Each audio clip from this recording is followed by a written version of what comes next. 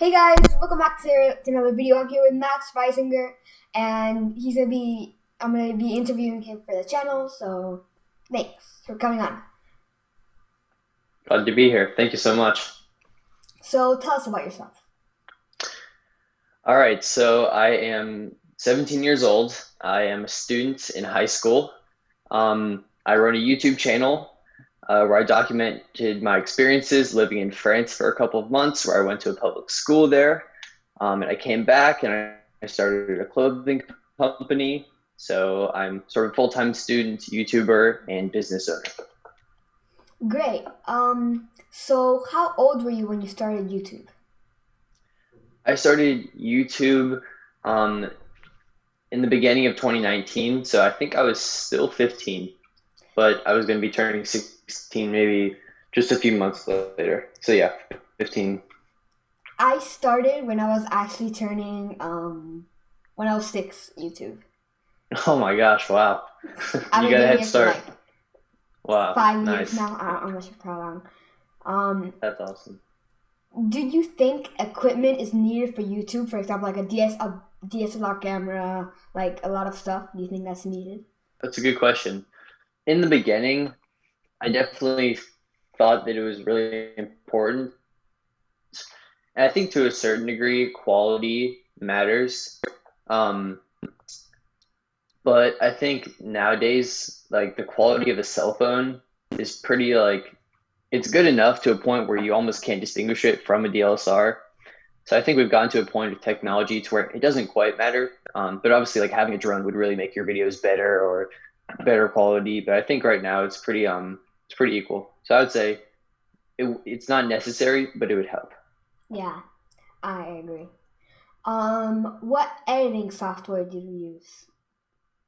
I use Premiere Pro by Adobe. I used to use Final Cut, but I decided to make a switch over right when I started my YouTube channel.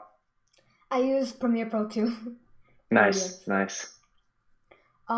Who was your inspiration for YouTube? Definitely Casey Neistat and Dan Mace. Watching his videos every day, and it really inspired me. And then with Dan Mace, his videos are just super creative. I don't know if you've seen them, but that also just inspired for me to sort of have like a creative twist on what a typical vlog would look like. So those are definitely my main two inspirations.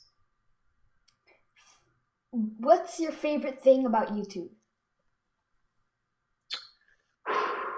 I I love that it's enabled me to meet people from all around the world. My channel is incredibly international. I think my audience is like only like 20% American. So I've been able to meet people from all around the world, and I think that's just an awesome opportunity that YouTube has given me. Yeah. What's your least favorite thing about YouTube?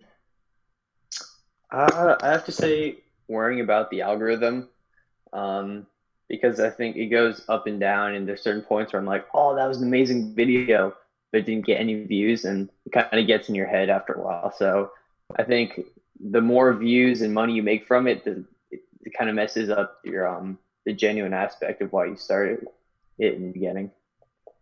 Yeah, that happens to me sometimes. There's like a video I worked really hard on, and it's like 30 views, and I'm like, Yeah, I get that. I get that. why did you choose to start vlogs? I chose to start because I always wanted to start a YouTube channel. Like, oh, someday I'll start a YouTube channel. I think everyone probably said that at one point. Um, but then my family was going to move to France, and I was like, all right, this is my moment. Like, I'm going somewhere beautiful. I'd always say like, oh, my life's too boring to start a YouTube channel, but now there's no excuse, right? So I was gonna be going to school there, going on all these trips and adventures. I was like, I need to, I need to start like making my channel at some point. So I was like, why not start it now? So yeah, it's sort of like I got put in an incredible opportunity. I felt like it's kind of what I had to do. What are your goals for YouTube? It's interesting. Um, I think looking back, like 1 year ago, I think I only had like probably just over 1,000 subscribers, like 1 year ago from today. Um, and so I never actually thought I'd be anywhere close to where I am today. So I'm just incredibly grateful, like for what I have now. And this is honestly like the craziest point I ever thought I would be. So I guess it's just to continue to do what I'm doing now and to grow a bigger and bigger community of people. But yeah, I'm just grateful for what I've gotten to right now. Yeah. Why did you decide to start Perspectopia? I I realized that there were a ton of people on my channel, where I was getting subscribers, right? And I didn't feel like we all knew each other. It felt sort of like the viewers watching me, I don't know who they are. They don't know who else is watching me. And something about that kind of felt off. And I wanted to find a way to bring people together.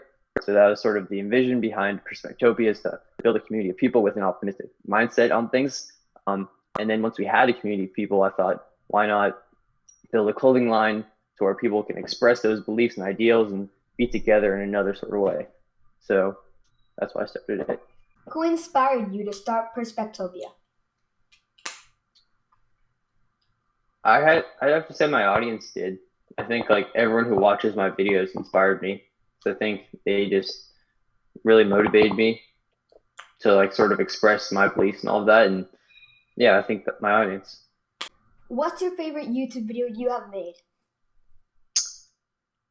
Ooh, I think it's Day in the Life at French Public School. I think that was a really fun video. But also maybe my first day of French Public School, just because I was so scared and nervous. So like, and there's only like, I think my third video. So I was really uncomfortable with vlogging, going to this new school. I don't really speak the language, but I have a big camera, and I think there's just something kind of special about that. That'll always kind of just, I'm glad I have that as a video. And do you have any advice for any YouTubers? Advice. I'd say if you're on the fence about starting a YouTube channel in the first place, if you're like, oh, I want to start a YouTube channel, but I don't know what to start it about, I'd say just do it. Start it about something you're passionate about. That would be my first advice. And then to continue to make videos, regardless of like how many views you're getting, because the videos that went viral eventually and blew up my channel didn't go. I never would have known what would have actually happened. So I just continue to make videos, because eventually it'll pay off in some form. Are your parents proud of you for like starting YouTube? I think they're definitely proud for sure. Obviously, I don't know what they think. It's probably interesting to be a parent and watch your kid post videos on the internet, and do all these things. But yeah, I think they're proud. I think they're proud for sure. What are your biggest accomplishments on YouTube? Ooh, biggest accomplishments. I'd say I think my audience is sort of my biggest accomplishment. That's something I feel really proud of. Another one is just, I think filming in my school, I think is like something I'm proud of, just to be able to show that to so many people all over the world. I'm proud that I've been able to sort of give that perspective. Yeah. Like if I were to like film in my school, I wouldn't be like you did. I wouldn't be like confident like that. Yeah. I feel like I don't know. I wouldn't be able to do it. It would be hard for me. Oh, it was hard for me. I think there's like, obviously when I post a video, you only see the perfect parts, but like there's so many clips where I'm like, oh, never mind. Because I was super nervous too. So yeah, it's all about that, getting out that comfort zone. Yeah. So much for coming on the podcast, Max. Thank you so much for having me on.